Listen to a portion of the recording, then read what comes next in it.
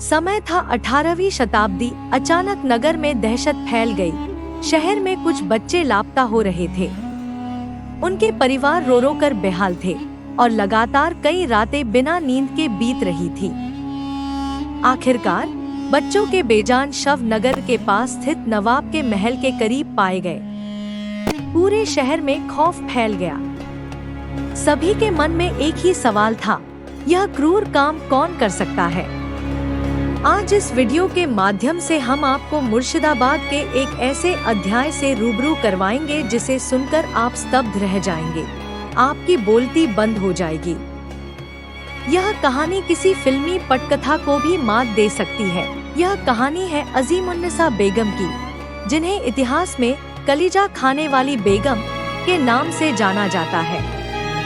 अजीमुन्निसा बेगम मुर्शिदाबाद के संस्थापक नवाब मुर्शिद कुली खान की पुत्री और बंगाल के नवाब सुजाउद्दीन की पत्नी थी।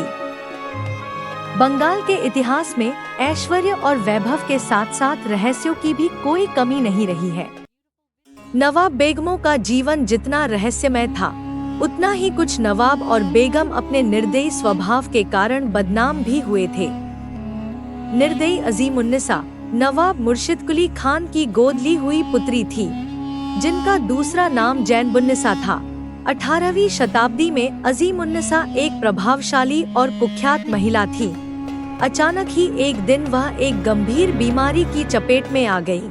उनके परिवार ने उन्हें ठीक करने के लिए कई वैद्य, हकीम और डॉक्टर बुलाए, लेकिन कोई उपाय काम नहीं आया। अंत में एक हकीम ने उनकी बीमारी का ऐसा इलाज बताया जिसे सुनकर आम लोगों के रोंगटे खड़े हो गए।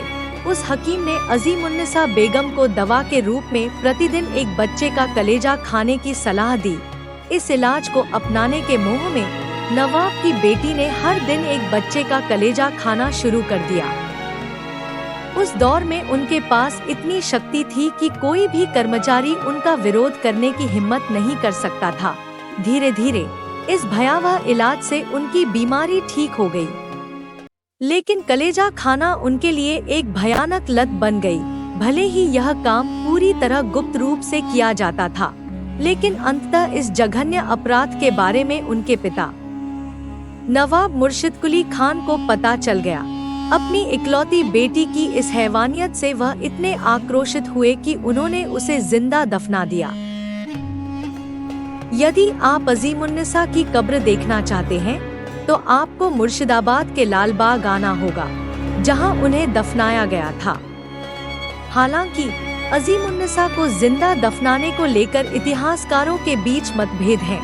कुछ लोगों का मानना है कि नवाब मुर्शिद कुली खान ने अपनी बेटी का विवाह उड़ीसा के नवाब सुजाउद्दीन खान से किया था, लेकिन शादी के बाद अजीमुन्निसा और सुजाउद्दीन के बीच संबंध अच्छे नहीं थे, इसलिए वह अपने पिता के साथ ही रहने लगी।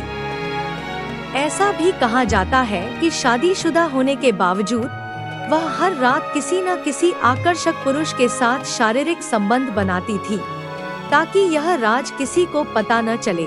वह उन पुरुषों को जहर देकर मार डालती थी। जब उनके पिता को इस हत्यालीला का पता चला, तो उन्होंने अपनी बेटी को जिंदा दफना दिया। एक अन्य मत के अनुसार अजीमुन्निसा एक स्वतंत्र और धर्मपरायण महिला थी। उन्होंने अपने पिता की कटरा मस्जिद की तर्ज पर एक छोटी मस्जिद बनवाई और उसी मस्जिद की सीढ़ियों के नीचे अपनी कब्र तैयार करवाई। बाद में उन्हें वहीं जिंदा दफना दिया गया। अजीमुन्निसा का मानना था कि अगर किसी पवित्र व्यक्ति के चरण स्पर्श से उनकी कब्र का स्पर्श होगा, तो उनके सारे पाप धुल जाएंगे और उन्हें मोक्ष प्राप्त होगा। बाद में आए भूकंप के कारण अजीमुन्निसा द्वारा निर्मित मस्जिद खंडहर में तब्दील हो गई।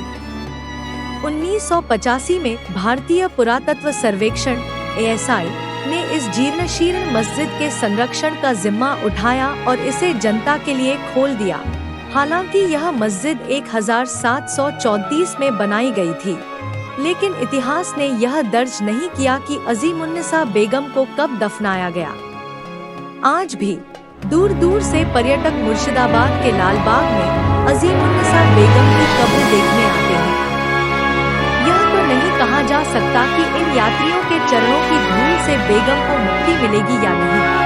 लेकिन इतिहास ने इस महिला को कलेजा खाने वाली बेगम के रूप में बदनाम कर दिया।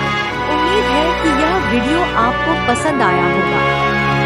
अगर आपको यह वीडियो अच्छा लगा तो लाइक, शेयर और चैनल को सब्सक्राइब करें। चैनल को सब्सक्राइब करने वालों का बहुत बहुत धन्यवाद। तो आज के लिए विदा लेते हैं। अगले वीडियो में फिर मिलेंगे।